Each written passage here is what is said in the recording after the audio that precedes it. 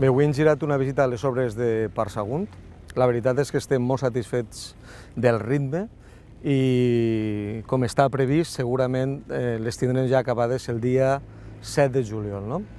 Este és el projecte més important dels que estem acometent en aquesta legislatura perquè hem aconseguit desbloquejar un espai industrial amb tant de futur com el que tenia Parc de Sagunt i que per, jo crec que una gestió nefasta per part d'anteriors corporacions i anteriors responsables s'havia quedat totalment parat. No?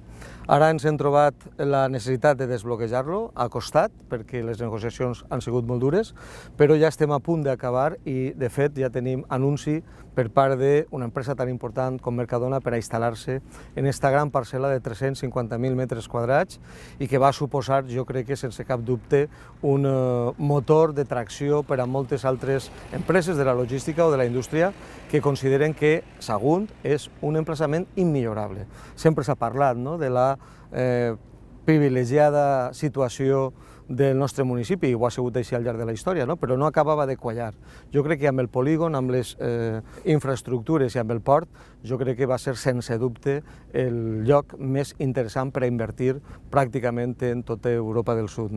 També hem confirmat este divendres passat que la construcció del ferrocarril o de l'accés ferroviari al port comercial, que està colindant a Parc Sagunt, ja està en les últimes tramitacions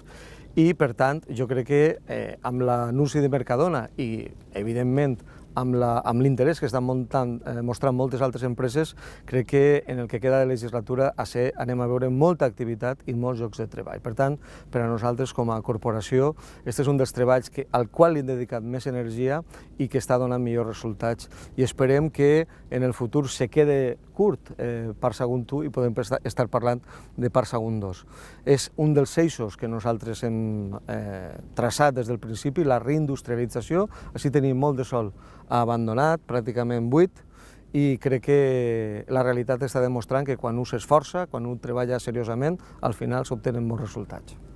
Per a donar un major servei a les empreses que venen a instal·lar-se, l'Ajuntament està fent un esforç de tramitació en temps per tal que tots els tràmits administratius no suposen mai un entrebanc al desenvolupament de les inversions que puguen vindre. És per això que l'Ajuntament ja està treballant abans que s'hagi rebut l'obra per tal de poder coordinar tota la tramitació administrativa que correspon als projectes i a les llicències perquè aquest temps siga el menor possible de tal manera que se puga programar l'obra al mateix temps que se tramita la llicència i puga vindre tot en paral·lel per millorar l'atenció a les empreses. Això també és un factor d'atracció d'inversions perquè la tramitació administrativa sol ser un dels majors entrebancs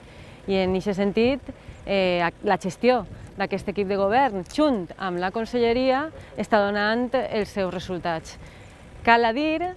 que els llocs on n'hi ha un projecte de reindustrialització en marxa, com pot ser el Camp de Morvedre o la Vall d'Albaida, són les zones de la Comunitat Valenciana on més s'ha reduït l'atur i també on més està creixent l'índex de producció industrial, que en aquest moment som líders en tot l'estat espanyol. Amb la qual cosa, les polítiques de reindustrialització sí donen resultats, sí s'està creant treball i efectivament sí estem transformant la societat valenciana i en aquest cas la saguntina per tal de tindre un major nivell de benestar i un millor accés al treball.